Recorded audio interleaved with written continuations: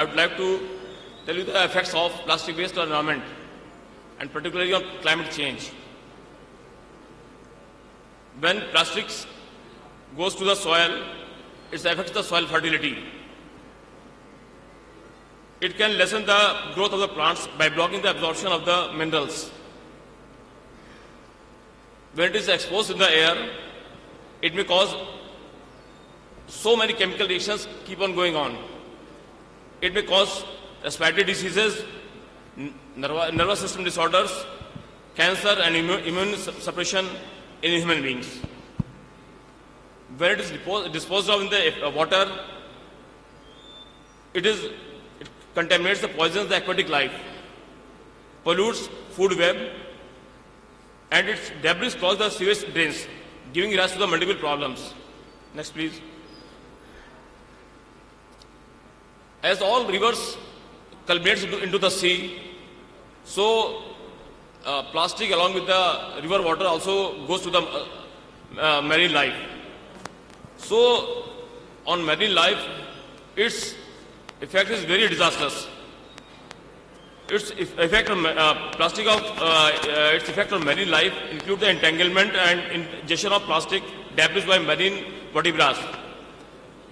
When it is eaten up by the birds, turtles, seals and whales, this will choke them, poison them and impede digestion and causing starvation. About 44% of the seabirds eat plastics mistaken for food, leading to suffocation or blockage of digestive tracts and eventually death. When this plastic is eventually consumed by human in any form, like fishes eat the plastic, microplastic, and that fish is consumed by the human being. Effect on the human is also very dangerous. Toxic chemicals contained in the plastics cause neurological problems, cancer, birth defects, hormonal changes, gastric ulcers, thyroid problems and cardiovascular diseases. The endocrine disrupting chemicals in plastics have been contributing to obesity and diabetes. The plastic bottles may leach cancer-causing chemicals such as phthalates and bisphenols. Now comes the microplastics. After degradation in the overexposed in the sun and air, plastics breaks into the small parts and microplastics are produced. These microplastics are fragments of any type of plastic, less than 5 millimeter.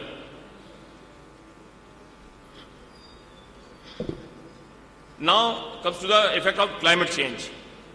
Approximately 850 million tons of CO2 may be generated from plastic waste that contributes to greenhouse gas emissions, which could grow 1.3 billion tons by 2030.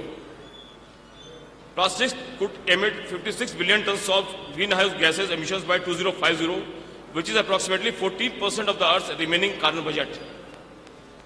The effect of plastic on global warming is mixed. Plastics are generally made up from petroleum, thus the production of plastics create further emissions. However, due to the lightness and durability of the plastics versus glass or metal, plastic may reduce energy consumption. For example, packaging beverages in PET plastic rather than glass or metal is estimated to save 52% in transportation energy. Next, health hazard. Now, a lot of people say, or it is mistaken, yes, that burning of plastic can dispose it off finally. But it also causes greatest health hazards. Main health hazard is the production of dioxins, furans and other dangerous gases, which may cause nervous problems, failure of central nervous system and cancer. Now what is the solution? Government of India has given us a very important tool to deal with this menace, and it is recently notified under the Plastic Waste Management Rule 2016. This rule is basically based on the polluter pays principle. This rule says that whatever polluter in form of any use or plastic he will deliver to the environment. It is a duty of that polluter to bring it back and recycle it or dispose it off finally. So this is known as extended producer's responsibility. So we have categorized them into three categories: producers, importers, and brand owners. And it is our and Pollution Control Board has mobilized these polluters, rather PIBOs, to channelize plastic waste into recycling and finally or for pyrolysis process or for finally disposing of through co-processing in cement kilns. I can give you the data.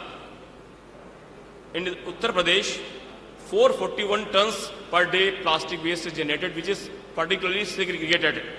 These are segregated plastic data. And we have the capacity of 491 tons per day. Out of 491 per day, we are disposing 30 tons per day into cement industry. That is, it also results in the saving of coal. We have few success stories also. 100 metric tons plastic waste has been also used in the road construction in Lucknow, Kanpur, Meerut and Jhansi in last 2 years. A number of paper industries have also executed agreements with the with cement industries at UP and Rajasthan for their disposal through co-processing.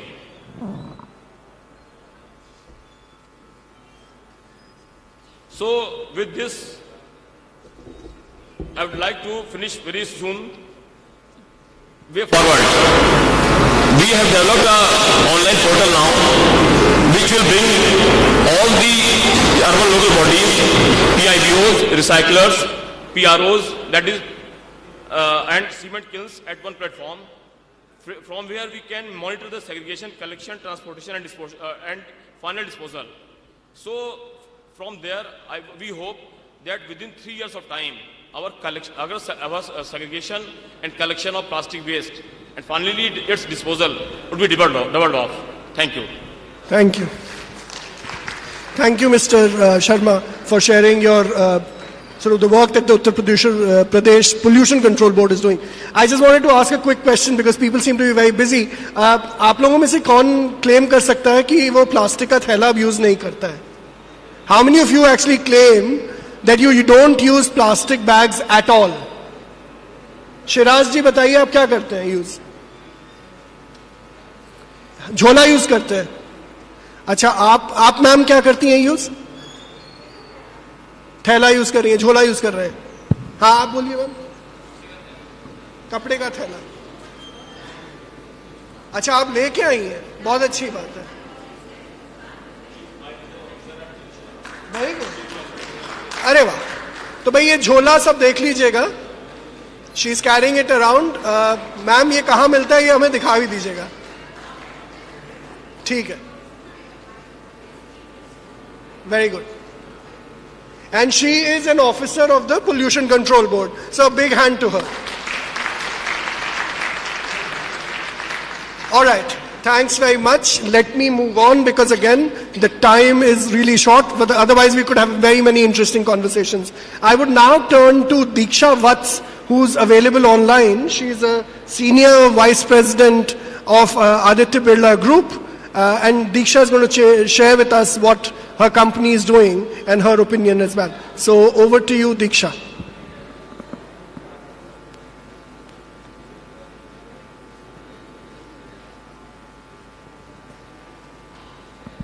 Can't hear you, Diksha, yet.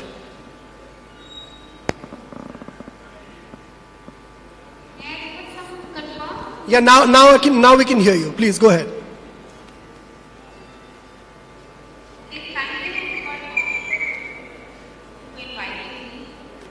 Very exciting topic that I think, when we talk about the issue of climate change or stuff,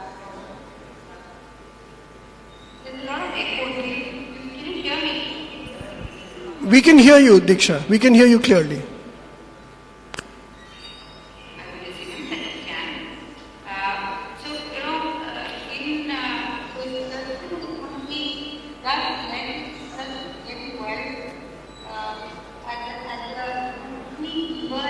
From two perspectives.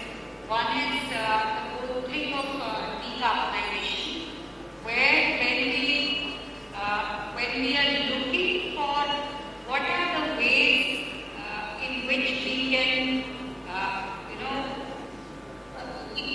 work economically well for us, as well as solve two key problems. Because when we talk from sustainability and environment specifically perspective, there are two issues that are facing. One is the obvious things around us, and the second big thing is of biodiversity loss.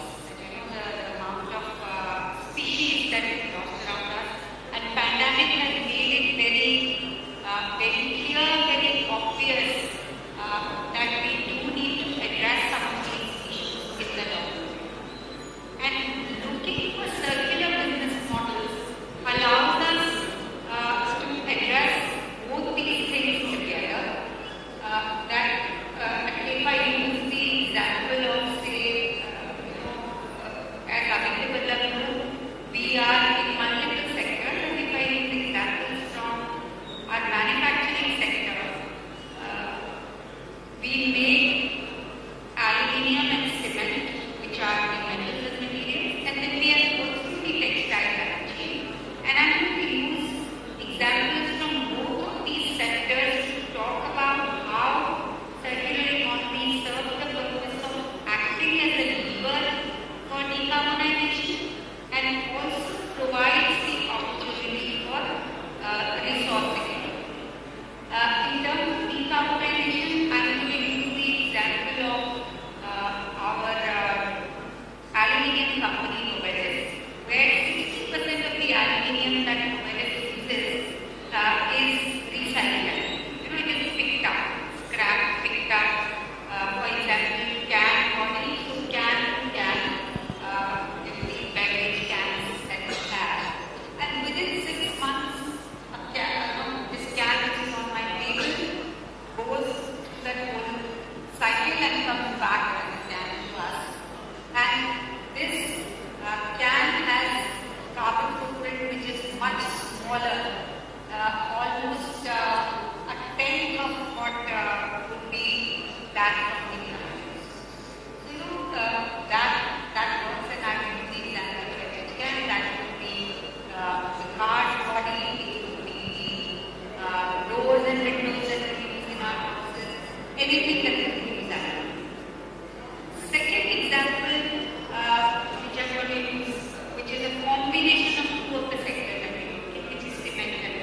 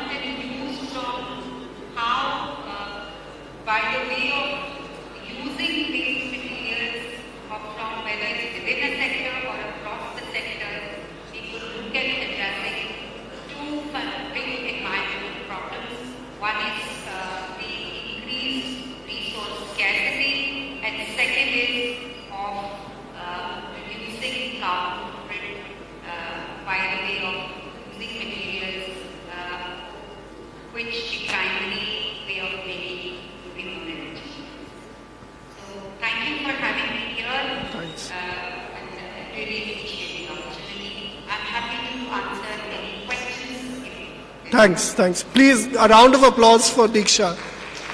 Very interesting points. उन्होंने अपने company के examples दिए कि वो लोग क्या क्या कर रहे हैं और how can some of the challenges be overcome. Of course, we might have questions at the end, and Diksha will be available if you have any questions directed to her. Let's move on to Pranshu. Pranshu's been working on several waste streams and currently the founder of a PRO called Karo Sambhav. It's a producer responsibility organization which is working on electronic waste as well as plastics. So Pranshu, the floor is yours, but only briefly, as you can imagine. Yes. Thank you, Ashish. Good afternoon, everyone. I will like to talk a bit about circular economy and what is it that we need to do if we are to solve the problem at scale. The first point is, are we really showing urgency in this? I mean, this is a climate change conference, and are we really showing urgency? This is a matter of time. If you look at this decade has been referred to as the decade of action. And we have 8 years left in this decade, where we are talking of massive changes to be done. If we talk of circular economy, it is about making products completely, collecting all the products that have been put on the market, ensuring they are recycled, and the materials go back into recreation of new products.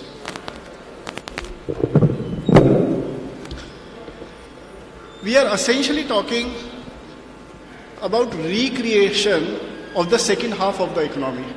Till now, the only economy we have is about creating products from certain elements. हम छोटे पदार्थों से products बना रहे हैं, but उन products को वापस elemental form में नहीं लेके आ रहे हैं. And that is a big, big challenge. If I were to look at this huge issue, we are talking of very large scale collection systems to be created. Just look around you. कोई भी product, चाहे वो sofa हो जिस पे आप बैठे हैं, ये mic, electronic products that we use, none of these things are today getting fully circular. And if we are to bring a massive change, then the first thing that we need to do is ensure there are collection systems for these products to come back. Today that is not happening. And that also means that we will need to drive a very, very large consumer movement. Consumers need to experience recycling. आज की date में we think of recycling as something, कुछ अच्छा करना है तो okay, थोड़ा सा recycle कर लेते हैं. But it has to be ingrained, and we need to have a very, very strong citizen movement around, which will allow very large scale collection of products that are being put on the market. The second part, अगर हम products इकट्ठा कर भी लेते हैं, then how do we recycle? Are we recycling really well? And here, we need to really rethink that, are we putting higher demands on recycling? Are we really expecting enough out of recycling? If we are collecting, whether it is electronic waste or plastic waste, is it truly getting recycled in best possible way? Are we able to extract 100% of the material, put them into creation of new products? If we talk of electronics, for example, we are talking of at least 30 to 40 different type of plastics which are embedded into the electronic goods. And for majority of these plastics, there is really no answer for reusing them in new products.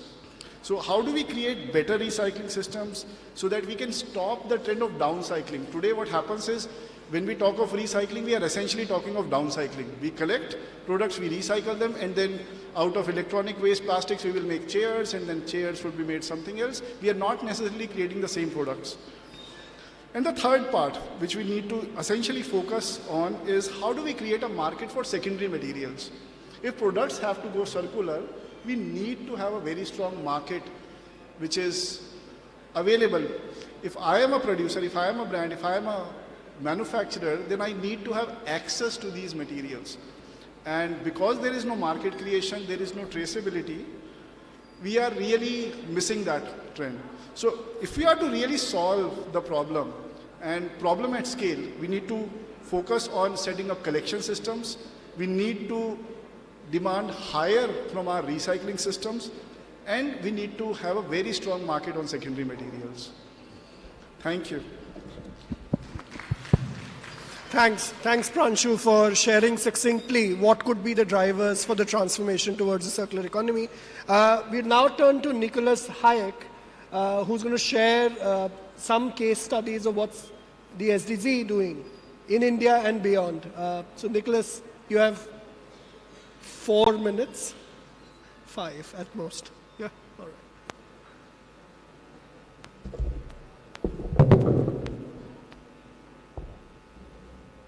Thank you, Mr. Moderator Chaturvedi, Mrs. Chair Avasti, dear co-panelists, honorable members of the governments, and fellow experts and individuals committed to tackling the challenge of climate change. सभी को नमस्कार. मुझे बहुत बहुत खुशी है और बड़ा सम्मान है आज का दिन आपसे बात करने का अवसर मिला. मेरा नाम निकोलस हायक है.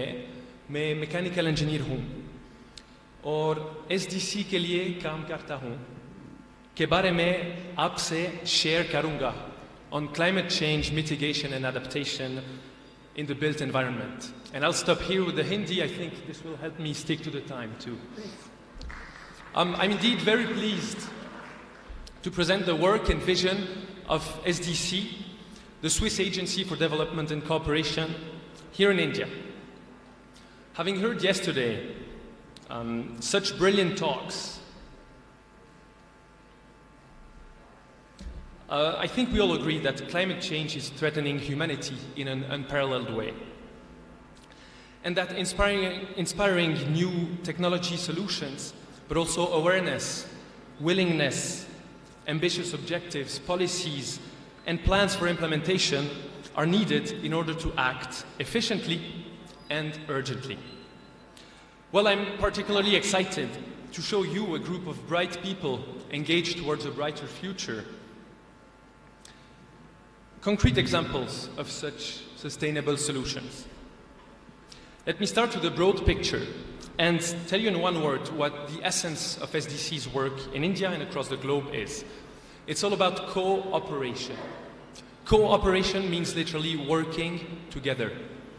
And this is what we've been doing in India for over 60 years, bringing together the best experts of Switzerland with the best experts of India to come together to solutions. And these local successes we've achieved, sharing knowledge, need to be shared globally to have an impact. Our mission is indeed to achieve a long-term sustainable impact by engaging with a broad range of stakeholders, partners, and a broad range of activities going from technical cooperation to policy work. In India, alongside with Latin America and China, SDC's work now focuses on climate change action. In fact, global warming and climate change will have impacts that will remain for the next hundreds of years. And so from now on, the history of humanity will be a history of adaptation. However, adaptation has its limits.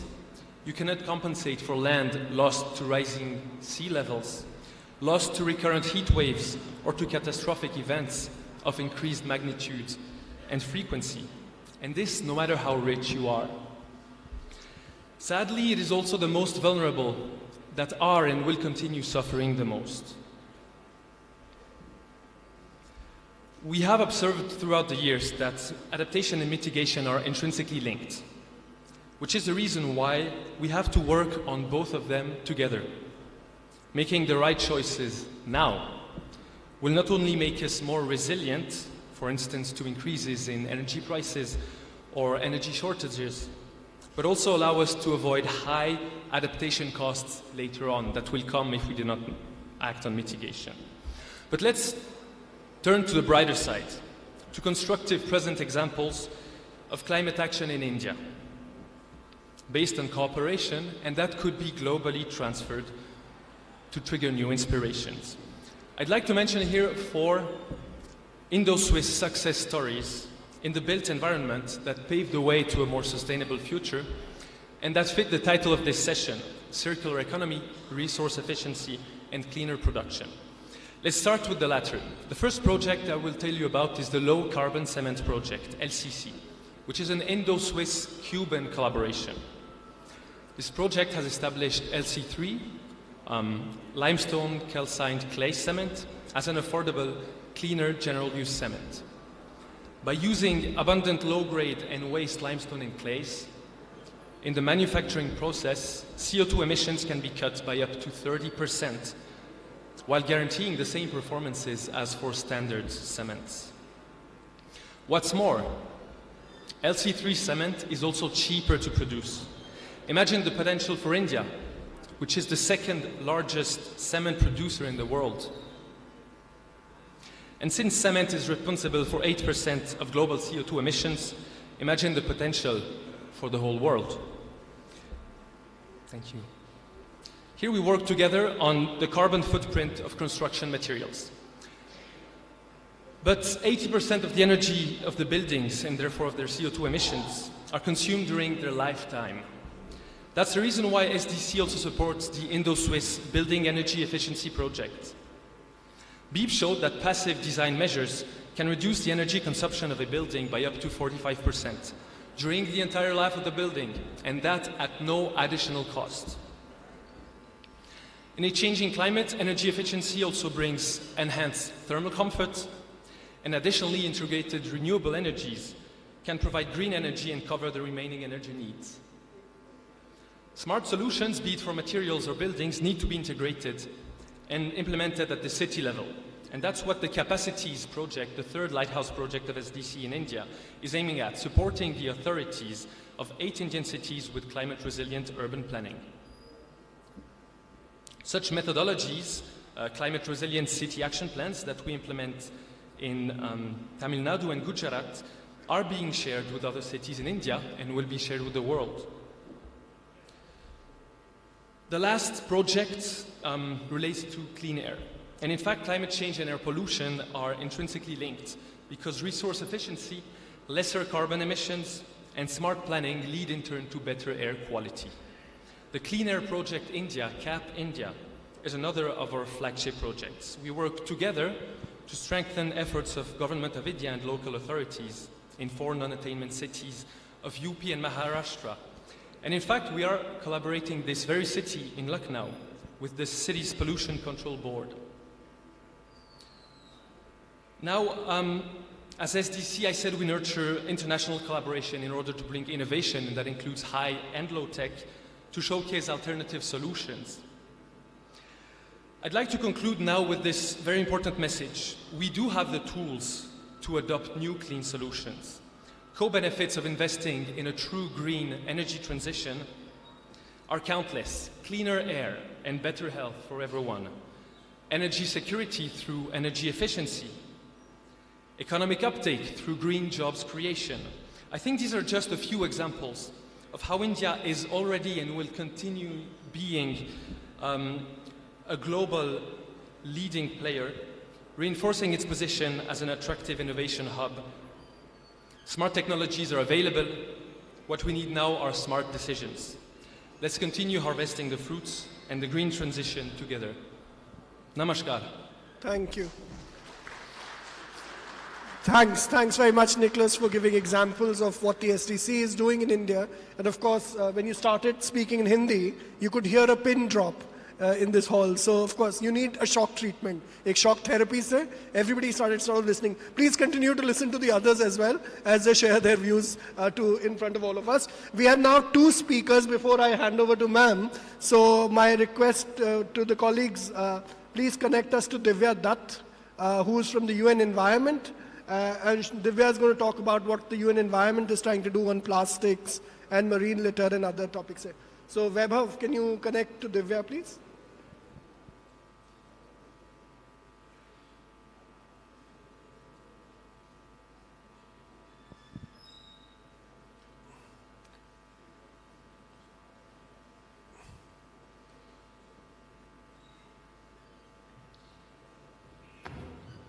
Good afternoon, everyone. I hope you can hear me.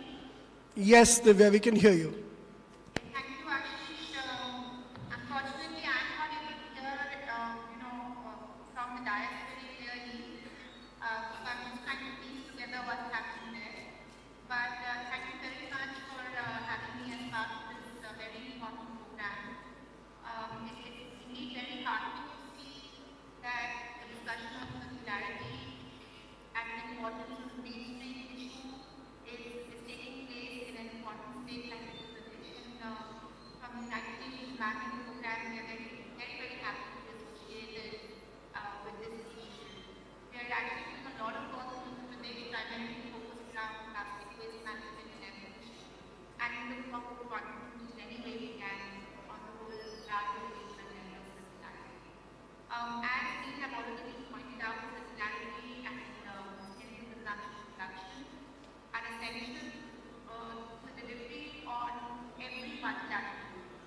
whether we're talking about the Sustainable Development Goals, or the Paris Agreement, or the post-2020 global adaptation framework. And of course, circularity is absolutely essential to sustainable recovery from climate management. I'm going to talk a little bit about the lessons that we have derived from our work on circularity in different sectors, particularly our work on plastics, on textiles, and on EVs, among other sectors. I would say broadly, our work in these sectors has shown clearly that circularity moves beyond just incremental improvements, so beyond increasing resource efficiency or increasing recyclability or decreasing hazardous chemical use. Circularity requires a much larger system-wide approach, transforming the way products are designed, produced, consumed, and distributed. Therefore, I'd say that circularity cannot be a niche objective among high-end brands and large players. Rather, what we need is to achieve systemic change which will require coordinated action by all stakeholders across regions, including new ways of doing business, stronger governance and policies to drive change, and collaboration and financing to enable industry-wide action, and of course, very important changes in consumption habits.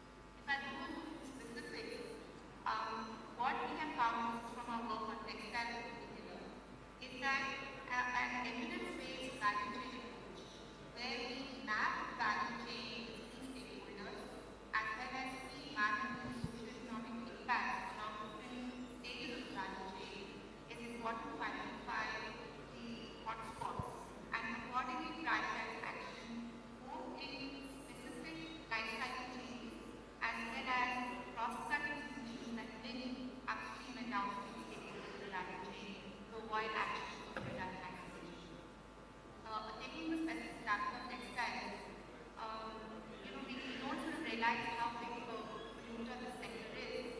Clothing production has approximately doubled in the last 50 years, while the number of times garments worn before being discarded has decreased by over 25%. So this means that there is ever more use of land, water, fossil fuels, as well as increasing air, water, and soil pollution. It also means considerable value loss. Globally, our estimates suggest that the annual loss to consumers of throwing out clothing that they can continue to wear is about $460 billion. So we're talking about huge economic losses if we are not looking at circular closed-loop system in multiple sectors. This is just an example of one sector. Again, giving a specific example from this sector, our analysis of the value chain has shown very specific areas of improvement. So it is bed processing, synthetic fiber production, and laundering at the consumer use phase, which are the stand out as being particularly important when it comes to climate impacts. Whereas natural fiber production, particularly cotton cultivation, and consumer use phase stand out as being important when it comes to water scarcity. So I think these examples highlight that we need to do these deep dives to understand where the interventions should be prioritized to maximize impact. And this also points to linkages within the value chain and also with other sectors, value chain with other sectors. Very similar to the whole concept of industrial symbiosis that we often heard about when the whole industrial parks approach. So for instance, the use of plastic waste to produce yarn or the use of agricultural waste residue as a feedstock for textile fibers. So similarly, there are lessons from the plastic value chain, and we find that different polymers show up as being important for us to address, not just from a volume perspective, which is the largest business plastic item, but also from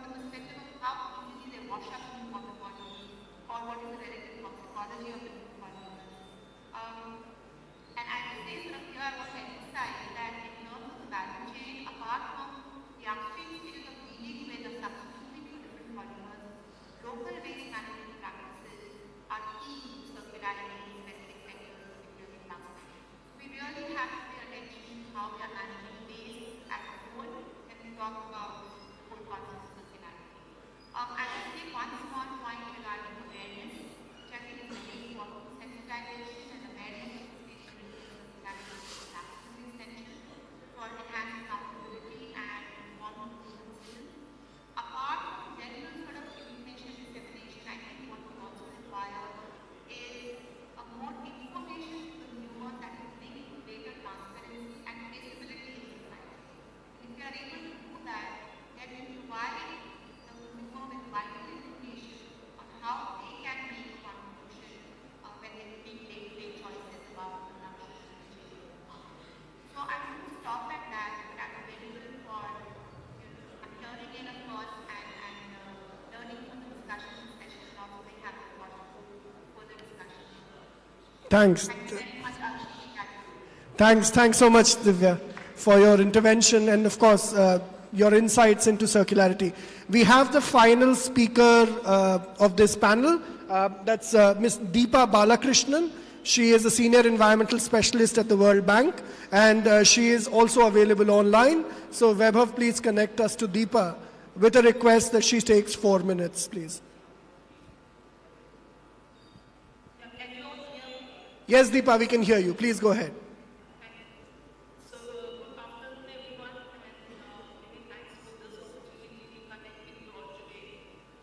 So, we heard from our speakers in this session on the state of waste-related issues and the need to ensure innovations in the science. Then we heard Divya saying about the linkages to be established within the value chain and also the need to manage waste well at the local level. Indeed, a shift from linear to circular approaches and the way there's no doubt about it. And we have by now led a lot back in the environment. So today, if you look at our cities and towns, we have large tracts of land which are left as dumps, both solid waste and hazardous waste dumps, which burns and cleans waste and pollutants into the environment. And we have our air quality management work going on in Uttar Pradesh, which says that around 14% of the PM2.5 is generated from waste burning. And of course, the cities have a higher share of the waste-related pollution. And one of World Bank's earliest attempts in India in circulating waste and resources which were creating a pollution burden on the environment was the bank's approach on capacity building for industrial pollution management. Well, this in fact expressed the need to build capacities of various national and state actors, then government bodies like the city administration, regulatory agencies, while at the same time also finding innovative ways and means to treat, convert, reuse, and circulate the waste which are dumped in various dump sites. Then again, another good learning and very important one is the realization that everything and anything cannot go back to the system. Even if everything works, the quality control is something which is very important and they require structure and pollution management measures. And also to monitor them, to manage the rejects and pollutants is something we should not be ignored, at least in the short term in the basis of our experience as well. This is one of the very valuable learnings from some of the pilots which we did across the country in various states. And another important observation is the need to look at the larger region for sustainable management of waste to ensure the concept of circularity. So circularity will indeed work better if we take the whole waste catchment approach rather than fencing it as it will be at a particular city. And a good attempt in this is our integrated coastal zone management project with the Ministry of Environment and Forest, which showcases in the blue flag accredited beaches of 13 coastal states in our country, and might propose some of what we can achieve at the city level. And it is something which we can actually upscale to a city level to look at our region, regional level to look at how circularity can be practiced. Here, again, it is very important to note that the area of action is small, the need for actions to reduce further waste which are flowing in is very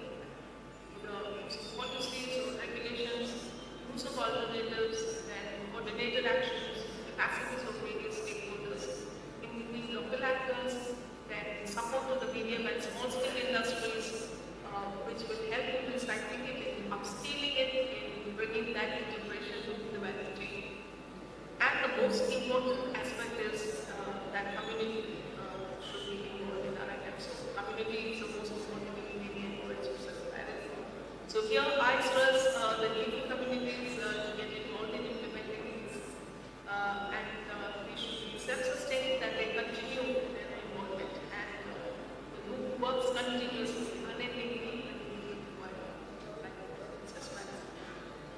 so the bank has its rights approach, that is the resilience, sustainability, inclusion and efficiency. These are the four pillars which ensures positive impacts of climate overall on community involvement, pollution management, and we also ensure it through our environmental and social management framework. So thank you all for your patient listening and happy to discuss further on this.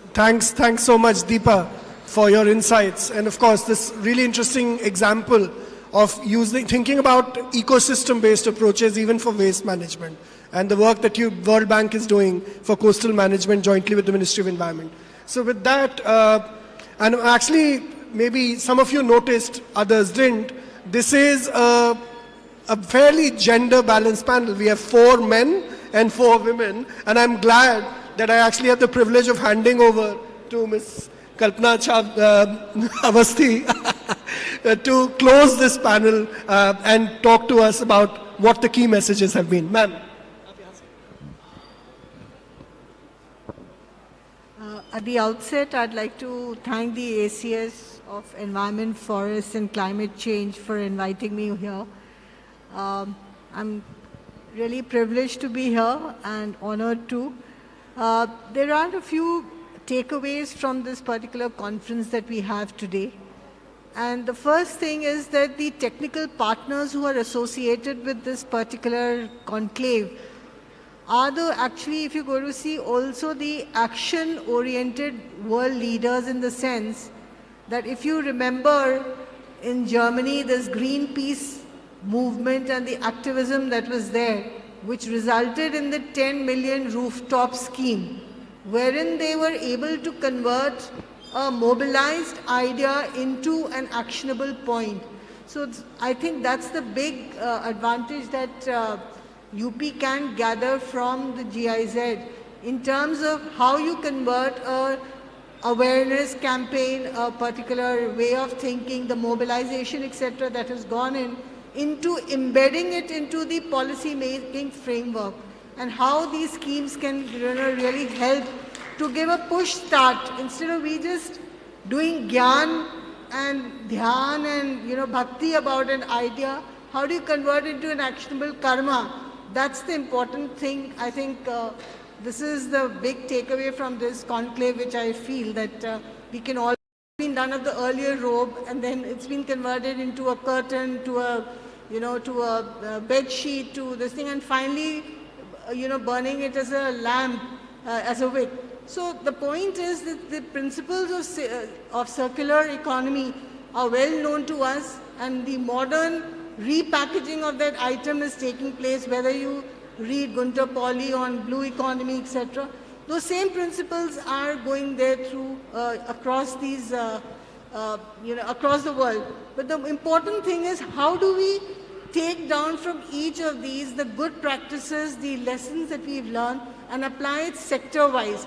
If you go to see this particular renaming of the department in Uttar Pradesh also, whether previously it was like environment and forest, but how do you bring down the agenda of climate change, which is being talked at the global level, to an actionable point so that everybody's awareness is there.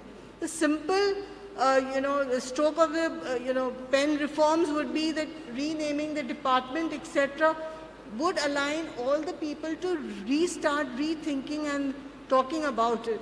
Though it's a long name, but still I think it has a long way to go also. So we have to keep on repeating this mantra again and again. So I think I've already spoken way beyond my time limit. But I wish all the best for this endeavor. And I'm sure UP will take the lead, being the 7th largest country on its own, to reach newer heights under the leadership of the ACS. Thank you so much. All the best. Thank you. Thank you. Please, I wouldn't want to attempt a summary after what ma'am just said. So please give a round of applause to the panelists. They've done their job and much more. And of course, the next time, अब अगली बार अब जब मिलें तो इस बार तो सिर्फ 4 या 5 लोगों ने हाथ खड़ा किया था. मैम आप प्लीज खड़ी हो जाइए. आप जो मैम आपने जो थैला दिखाया था ना, please the next time as many of you can actually show a thela like that, that would be a big victory for our conclave next year. So thank you very much, and a big round of applause to ma'am as well.